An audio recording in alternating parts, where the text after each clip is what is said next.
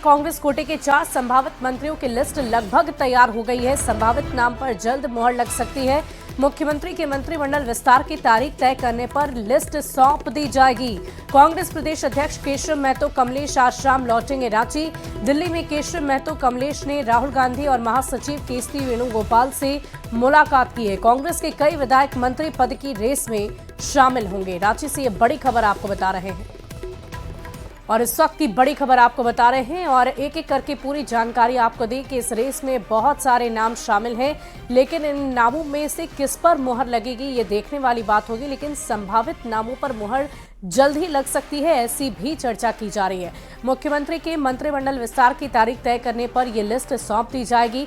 कांग्रेस प्रदेश अध्यक्ष केशव महतो कमलेश आज शाम दिल्ली से रांची लौट आएंगे और दिल्ली में केशव महतो कमलेश ने राहुल गांधी और महासचिव केसी वेणुगोपाल से मुलाकात की है और ये मुलाकात कई मायनों में बहुत ही खास मानी जा रही है। कांग्रेस के कई विधायक मंत्री पद की रेस में शामिल भी बताए जा रहे जाएगा। 9 से हाउस है, उसके पहले मंत्रिमंडल का गठन हो जाएगा। नंबर 1 रहा सवाल कि ये बैठक बहुत मंत्रिमंडल के लिए नहीं बल्कि एक एक्सचेंज करना, अपना व्यूज एक्सचेंज कर रहे थे। मेन है प्रभारी जी 2 दिन बंगाल में थे, आज आए हैं। इनकी अभी लीडरशिप के साथ बात हुई नहीं है, लेकिन इतना निश्चित तौर पे है कि 9 तारीख तक भी हमको इंतजार नहीं करना पड़ेगा। आजकल में लीडरशिप से बात हो जाती है और जो हमारा पुराना फॉर्मूला था वही है, कोई बहुत नया नहीं है। कांग्रेस 4, आरजेडी 1 और 5-6 जो है वो जेएमएम, यही है टोटल फार्मूला। तो पुराने ही फार्मूले पे सारी चीजें हो। अनूप जी, इस बार उम्मीद है मंत्रिमंडल में जगह मिलेगी? देखिए, ये आला कमान का निर्णय होता है और हम लोग कांग्रेस के सच्चे सिपाही हैं। जो केंद्रीय समिति और केंद्रीय लीडर्स तय करते हैं उसको हम लोग पालन करने का काम करते हैं। पार्टी हमेशा से मेरे लिए संगठन में भूमिका हो, चाहे चुनाव लड़ने की बात हो या फिर अंतिम समय में मंत्रालय में डालने की बात हो, हम लोगों ने पार्टी जब जैसा निर्देश किया वैसे ही काम किया है। हालांकि जिस भी भूमिका में रहे यही प्रयास किया कि परफॉर्मेंस हो हम लोगों की, और मुझे लगता है अंतिम के 3 महीने कृषि मंत्रालय में भी हम लोगों का जो काम हुआ वो मैनिफेस्टो के अनुरूप हुआ और वहाँ झारखंड की जनता के हित के लिए काम किए गए कृषि मंत्रालय द्वारा। चलिए, बहुत बहुत धन्यवाद। तो ये दीपिका पांडे इन सब की तरफ से दावा किया जा रहा है और काफी उम्मीद है, भरोसा भी है इन लोगों को कि हमें मंत्रिमंडल में इस बार जगह मिलेगी। कैमरामैन अपू पाठक के साथ अमितेश सिंह, न्यूज 18 दिल्ली।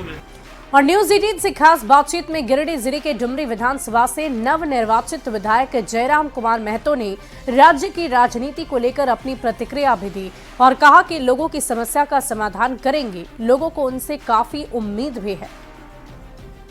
इस वक्त हमारे साथ न्यूज़ 18 पर बातचीत करने के लिए मौजूद हैं डुमरी विधानसभा के नवनिर्वाचित विधायक सह जेएलकेएम के केंद्रीय अध्यक्ष जयराम कुमार महतो। आपको बता दें कि जब से झारखंड विधानसभा चुनाव के नतीजे सामने आए हैं तब से लगातार ना सिर्फ राज्य की राजनीतिक पटल पर बल्कि देश की राजनीतिक पटल पर जयराम कुमार महतो की चर्चा पूरे जोर शोर से हो रही है। हमारे साथ न्यूज़ 18 पर इस वक्त बातचीत करने के लिए जयराम कुमार महतो खुद मौजूद हैं। आइए हम उनसे बात करते हैं और अधिक समझने की कोशिश करते हैं, क्योंकि इन जैसे क्रांतिकारी युवाओं को जब यहाँ की जनता ने इन्हें चुनकर भेजा है तो आने वाले समय में झारखंड की राजनीति की रूपरेखा क्या होगी, हम थोड़ा समझते हैं और इनसे बात करने की कोशिश करते हैं। जयराम दा, न्यूज़ 18 पर आपका स्वागत है। और आप ये बताइए पहले कि डुमरी की विधानसभा की जनता ने आपको चुन करके विधानसभा भेजने का काम किया है और आपने मंत्री को हराया है और सम्मानजनक मार्जिन के साथ हराया। पहले क्या कुछ कहना चाहेंगे? जी, डुमरी की देवतुल्य जनता का आभार, अभिनंदन। उनके तमाम विश्वास जो उन्होंने जताया है उसके लिए उनका बहुत ही धन्यवाद देंगे। और अभी देखा जा रहा है कि लगातार जो इंडिया महागठबंधन है उनमें उथल पुथल जारी है। अभी तक मंत्रालय वगैरह जो भी एलोकेट नहीं हुआ है, तो इसमें आपका क्या भूमिका होगा? देखिए, हम तो एक सीट लेके आए हैं, विशेष भूमिका हमारी नहीं रहेगी। हमारी भूमिका अब रहेगी कि राज्य के जो मुद्दे हैं उनको हम पटल में कैसे रखते हैं, राज्य के मुद्दों को हम पूरे देश से, पूरे राज्य से परिचित कैसे करवाते हैं, लोग कैसे उस मुद्दों को जानेंगे और उनका समाधान की दिशा में जो व्यवस्था है वो आगे बढ़ेगी। तो हमारा वो रोल रहेगा कि हमें राज्य के मुद्दों को वहाँ लेके जाना है। अभी हम सुबह जब जनता दरबार में बैठे थे तो हमको लगता है कि डुमरी से ज़्यादा बाघमारा, टुंडी, धनबाद इन विधानसभाओं के भी लोग आए थे। तो मैंने ये थोड़ी कहा कि आप हमारे आपके विधायक हम नहीं, मैंने कभी नहीं कहा। हमने ये कहा कि आपकी जो समस्याएं हैं उनको समस्याओं के तौर पे हल करेंगे। जो योजना मेरी आई वो डुमरी के लिए रहेगी, लेकिन आपकी समस्याओं का समाधान करने के लिए हम आपके लिए भी तैयार हैं। तो लोगों की अपेक्षाएं हैं, क्योंकि उनको भी मालूम है कि भले वो चुनाव जिनको जिताए हैं, हमें नहीं लगता है कि वो उनके पास ना उनको समय देंगे ना उनकी समस्याओं को सुनेंगे, और इतना विधायकों के पास समय भी नहीं है। तो इस लिहाज से पूरे राज्य के, खासकर जो उत्तरी छोटानागपुर का 1 दर्जन सीट है, हमें लगता है कि वो अपनी समस्याओं को लेकर जयराम महतो के पास ही आएंगे। विधानसभा में किन किन मुद्दों को आप प्राथमिकता के तौर पर उठाना चाहेंगे? मुद्दे अभी युवाओं के मुद्दे हैं, युवाओं के नियोजन से संबंधित, रोजगार से संबंधित, परीक्षाओं से संबंधित, बहालियों से संबंधित, उन मुद्दों पे हमारी प्राथमिकता रहेगी बात को रखने की। स्थानीय मुद्दा, खतियान आधारित स्थान नीति का मुद्दा, वो विषय रहेगा। तमाम झारखंड का औद्योगिक क्षेत्र में तब्दील हो चुका है, झारखंड का तमाम, तो उन औद्योगिक क्षेत्र में जो विस्थापन की नीतियाँ हैं, जो पुनर्वास की समस्याएँ हैं, उन पर बातचीत होगी। सरकार की तरफ से अगर आपको कुछ अगर सम्मान दिया जाए तो इस पर गौर अरे विचार करेंगे? सरकार तो सम्मान तो देने के लिए तैयार है, सत्ता और विपक्ष। उनको ही मालूम है कि जयराम महतो एक डायनामाइट है, इसको जिधर जिस पाले में रखेंगे और जिस दिन ये धमाका करेगा बवाल होगा।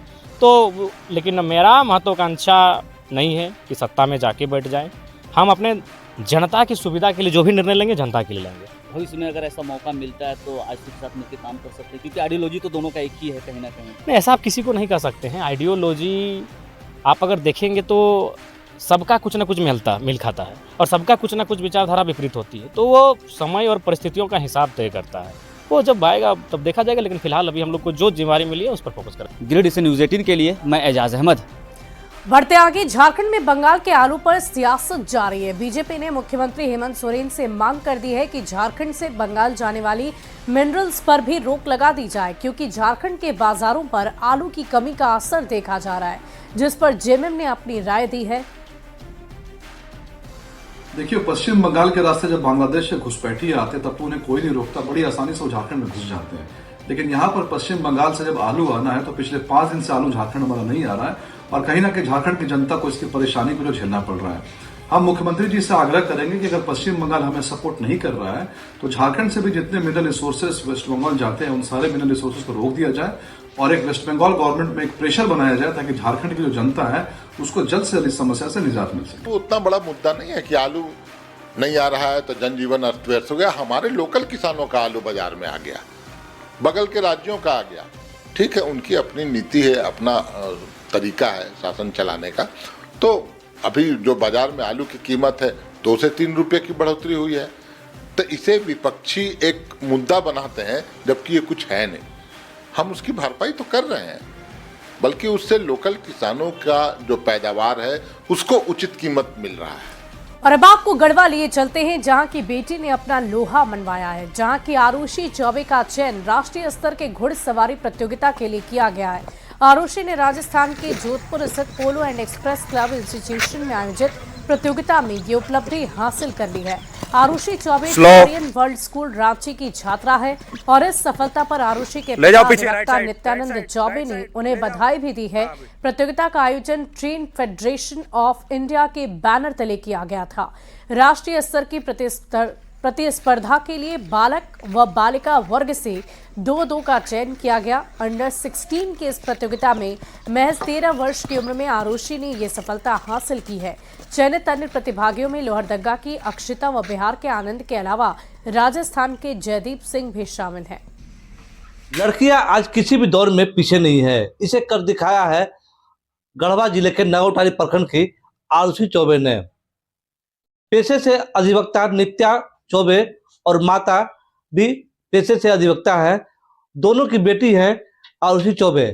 वह राष्ट्रीय स्तर के घुड़सवारी प्रतियोगिता में आज इस मुकाम पर पहुंच चुकी है कि उसका चयन आज राष्ट्रीय स्तर पर हो गया है। हमारे साथ इस विषय पर बात करने के लिए आरुषि चौबे के पिता है। आइए जानते हैं कि आखिर आरुषि चौबे को घुड़सवारी का शौक कब से जगा और उसके चयनित राष्ट्रीय स्तर पर चयनित होने पर वे कितने खुश है। बहुत खुशी की बात है। हमारे झारखंड में पहली ऐसी लड़की है जो घुड़सवारी में राष्ट्रीय स्तर पर चयन की गई है। इसे सुनकर मैं काफी गर्वान्वित फील कर रहा हूँ। अच्छा लग रहा है मुझे भी। एक्चुअली जब तक मैं अगर टोरियन वर्ल्ड स्कूल में एडमिशन उसका नहीं कराया होता तो इस मुकाम पर उसे ला पाना संभव नहीं था। टोरियन वर्ल्ड स्कूल की खासियत है, वहाँ पे घुड़सवारी बहुत अच्छे तरीके से ट्रेनिंग दिया जाता है और उसी के बदौलत आज ये कर पाना उसके लिए भी संभव है। बेटी ऐसे शुरू से ही देखा जाए तो पढ़ाई लिखाई के साथ साथ खेल कूद में काफी आगे रही है। मेरे घर में जब से वो स्कूल में टोरियन में गई है, किसी भी प्रतियोगिता में वो ऐसा नहीं है कि उसको मेडल शील्ड, मेरे घर में मेडल और शील्ड का भरमार लगा कर रख चुकी है इतने कम उम्र में। अब आपको गुमला लिए चलते हैं, जहां सदर थाना क्षेत्र में एक नाबालिग ने फांसी लगाकर आत्महत्या करने के मामले में नया मोड़ सामने आ गया है। नाबालिग के परिजनों ने 2 लड़कों पर छेड़छाड़ का आरोप लगा दिया। परिजनों की मांग पर शव को दोबारा पोस्टमार्टम किया गया। दरअसल परिजन शव को घर ले जा रहे थे और तभी आधे रास्ते से वापस सदर अस्पताल लौट आए। दोबारा पोस्टमार्टम कराने की मांग की। परिजनों की शिकायत पर शव को दोबारा पोस्टमार्टम कराया गया। पोस्टमार्टम रिपोर्ट आने के बाद ही मामले का खुलासा हो पाएगा। वहीं इस पूरे मामले में पुलिस एक युवक को हिरासत में लेकर उससे पूछताछ कर रही है। और अब बात राजधानी रांची की करते हैं, जहां पुलिस को बड़ी सफलता हाथ लग गई है। बाइक चोर गिरोह का भंडाफोड़ करते हुए 8 बाइक चोरों को गिरफ्तार किया गया, जिनके आरोपियों की निशानदेही पर रांची पुलिस ने 6 बाइक और 1 स्कूटी भी बरामद कर ली है, जिसे रांची के लालपुर सदर लोअर बाजार थाना सहित अन्य स्थानों से चोरी किया गया था। बढ़ते आगे, जामताड़ा में भी पुलिस को बड़ी सफलता हाथ लग गई है। नाला पुलिस ने हल्दिया बरौनी पाइपलाइन से डीजल चोरी मामले में शामिल अंतर्राज्यीय तेल चोर गिरोह का खुलासा किया है। मामले में पुलिस ने जौनपुर निवासी अरविंद यादव, पश्चिम बंगाल के पांडेश्वर निवासी शेख नसरुद्दीन को गिरफ्तार किया। इनके पास से पाइप तोड़ने वाले औजार भी बरामद हुए। पूछताछ में आरोपियों ने अपना गुनाह कबूल कर लिया है। ये जिसमें IOL के द्वारा भी हमें से मिलकर उस पर उद्भेदन के लिए कहा गया था, उस पर लेके हम लोग लगातार छापामारी भी कर रहे हैं और पूर्व में भी एक अभियुक्त को जेल भेजा गया है। उसी क्रम में छापामारी के क्रम में अभी पुनः हम लोग 2 अभियुक्त को पकड़े हैं, एक अरविंद यादव और एक शेख नसरुद्दीन। इसमें जो अरविंद यादव है, इसने अभी कबूल भी किया है कि पूर्व में भी इस तरह के 5 केसेस इसने क्राइम कमिट किया। अब आपको रामगढ़ लिए चलते हैं, जहां पतरातू डैम इस वक्त आकर्षण का केंद्र बना हुआ है। बड़ी संख्या में पर्यटक यहां पर पहुंच रहे हैं, जिससे नाविक और भी ज्यादा उत्साहित नजर आ रहे हैं। नाविकों का कहना है कि झारखंड के अलावे बिहार, बंगाल, उड़ीसा, यूपी से यहां पर्यटक भारी संख्या में पहुंच रहे हैं।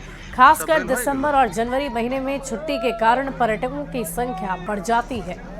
पर्यटकों के आने का क्रम जारी है। चूँकि दिसंबर से जनवरी तक पर्यटक लगातार यहाँ पहुँचते हैं, चूँकि ये छुट्टी का महीना रहता है। ऐसे में लोग अपने बच्चों के साथ, परिवार के साथ यहाँ आते हैं।